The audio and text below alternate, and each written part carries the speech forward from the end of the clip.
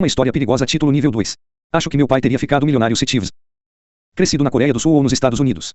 Mas nasceu na Coreia do Norte, onde as ligações familiares e a lealdade ao partido são tudo o que importa, e o trabalho árduo não lhe garante nada a não ser mais trabalho árduo e uma luta constante para sobreviver.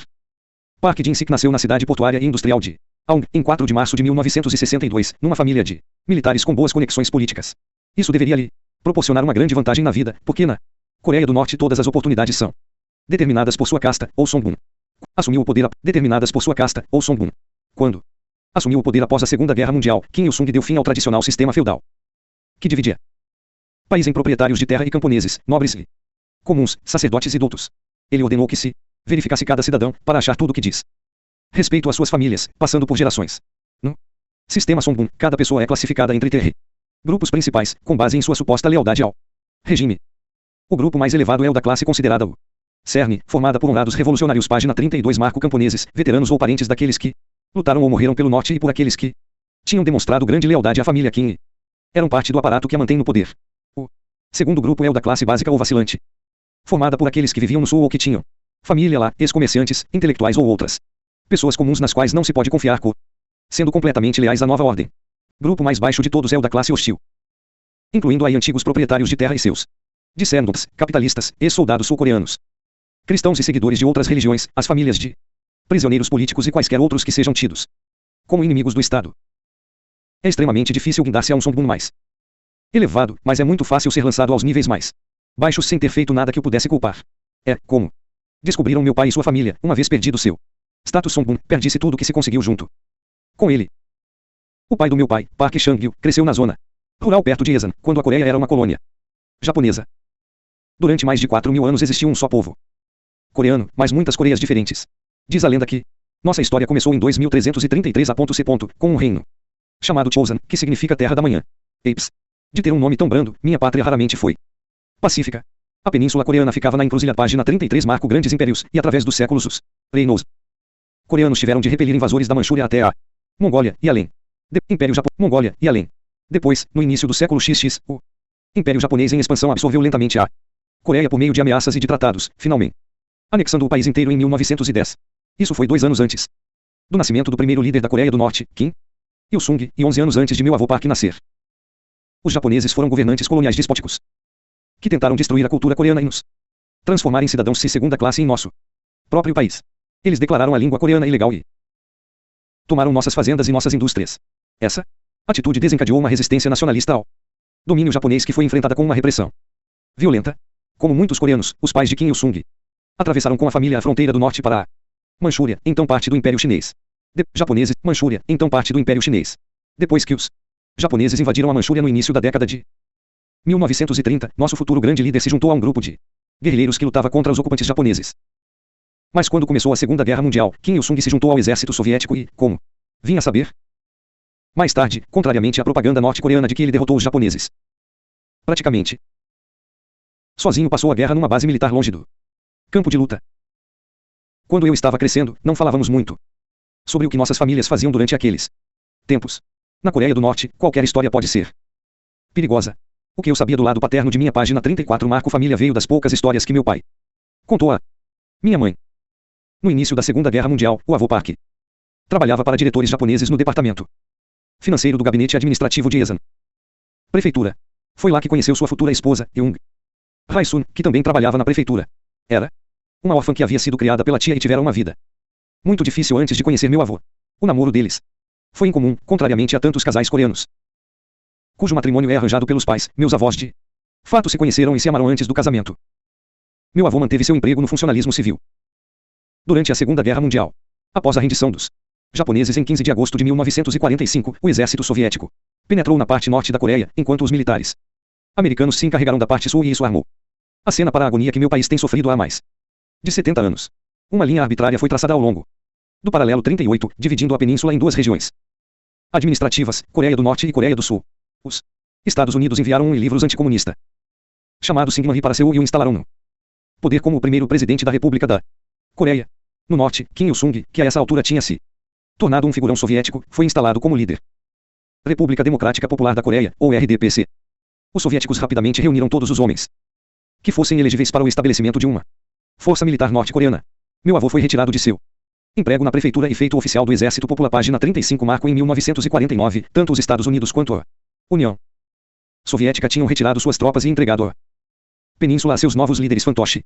Não deu certo. Kim Il-sung era um ditador stalinista e ultranacionalista que decidiu reunificar o país no verão de 1950, invadindo o sul com tanques russos e milhares de tropas. Na Coreia do Norte nos ensinaram que os imperialistas yankees tinham começado a guerra e que nossos soldados estavam bravamente combatendo o maléfico invasor. Verdade, os militares dos Estados Unidos tinham retornado à Coreia com o propósito expresso de defender o sul com o apoio de uma força oficial das Nações Unidas e rapidamente rechaçaram o exército de Kim Il-sung até o rio Yalu, quase tomando todo o país. Só foram detidos quando soldados chineses atravessaram a fronteira e combateram os americanos, que recuaram até o paralelo 38. No final dessa guerra sem sentido, menos 3 milhões de coreanos tinham sido mortos ou feridos, milhões eram refugiados e a maior parte do país estava em ruínas. Em 1953, os dois lados concordaram em pôr fim à luta, mas nunca assinaram um tratado de paz. Até hoje estão oficialmente em guerra, e cada um dos dois governos, do Norte e do Sul, acredita ser o único representante de todos os coreanos. Vovô Park era um oficial que cuidava de questões financeiras e nunca disparou um só tiro durante a guerra da Coreia. Depois do armistício ele continuou no exército, viajando com sua família de posto em posto. Estava baseado em Aung, a cerca de 290 quilômetros ao sul. Página 36. Marco de Yesan, onde nasceu meu pai, o quarto de 5 filhos e o mais jovem filho homem. Mais tarde, tio meu avô se retirou do serviço ativo. O governo o restabeleceu com sua família em Yesan. A posição de meu avô como oficial e membro do governante Parti dos Trabalhadores da Coreia granjeou-lhe um bom status. Songbun, tendo sido agraciado com outro emprego, como gerente financeiro no comissariado que fornece mercadorias às famílias dos militares. Ao menos por algum tempo, a família prosperou com o crescimento da economia da Coreia do Norte. Durante as décadas de 1950 e 1960, a China e a União Soviética injetaram dinheiro na Coreia do Norte para ajudar sua reconstrução. O Norte tinha carvão e minerais em suas montanhas, e sempre fora a região mais rica e mais industrializada do país. Recuperou-se mais rápido do que o Sul, que ainda era predominantemente agrícola, e demorou a se restabelecer depois da guerra. Mas isso começou a mudar nas décadas de 1970 e 1980, à medida que a Coreia do Sul se tornava um centro industrial e o sistema da Coreia do Norte, ao estilo soviético, começava a entrar em colapso sob seu próprio peso. A economia tinha um planejamento central e era toda controlada pelo Estado. Não havia propriedade privada, ao menos oficialmente, e todas as fazendas eram coletivizadas, embora as pessoas pudessem cultivar alguns vegetais para vender em mercados pequenos e controlados com rigor. O governo provia todos os empregos, pagava os salários de todos e distribuía em sistema de rações a maior parte dos alimentos e bens de consumo. Página 37. Marco na juventude dos meus pais, o sistema de distribuição ainda era subsidiado pela União Soviética e pela China, e assim pouca gente passava fome, mas ninguém, além da elite, realmente prosperava. Ao mesmo tempo, o suprimento não atendia à demanda para os tipos de itens que as pessoas queriam, como roupas importadas, artigos eletrônicos e alimentos especiais. Enquanto as classes mais favorecidas tinham acesso a muitos desses bens em lojas de departamento mantidas pelo governo, os preços geralmente eram elevados demais para que a maioria das pessoas pudesse adquiri-los. Todo cidadão comum que gostasse de bebidas alcoólicas ou cigarros estrangeiros, ou de bolsas fabricadas no Japão, teria de comprá-los no mercado negro. A rota usada em geral para trazer essas mercadorias provinha do norte, através da China. Meu pai entrou para o exército por volta de 1980. Quando tinha quase 20 anos. Como a maioria dos homens norte-coreanos das classes média e alta, foi recrutado para servir 10 anos, embora tivesse contatos que lhe permitiriam reduzi-los a não mais que 2. Porém, menos de um ano após ter se juntado ao exército, ele ficou muito doente, com um apêndice supurado. Depois de 4 cirurgias para controlar as complicações da infecção, seu serviço militar estava definitivamente concluído. Para ele, isso poderia ter sido uma catástrofe, pois os homens norte-coreanos sem um histórico de serviço militar são geralmente excluídos dos melhores empregos. Mas quando regressou a Yesan, sem qualquer atividade em vista, seu pai sugeriu que página 38 Marco estudasse finanças. Ele conseguiu se inscrever em programa de 3 anos na Faculdade de Economia de Yesan. O resto da família também estava indo bem. Um irmão mais velho de meu pai, Park Jin, cursava a escola de medicina em Yesan, e o mais velho deles, Park Do Ael, era professor de ensino médio em Aung. Mais velha tinha se casado e mudado para Pyongyang, onde trabalhava como garçonete, e a mais nova frequentava a escola em Yesan. Mas em 1980 aconteceu um desastre, quando Do Ael foi acusado de estuprar uma de suas alunas e de tentar matar sua mulher.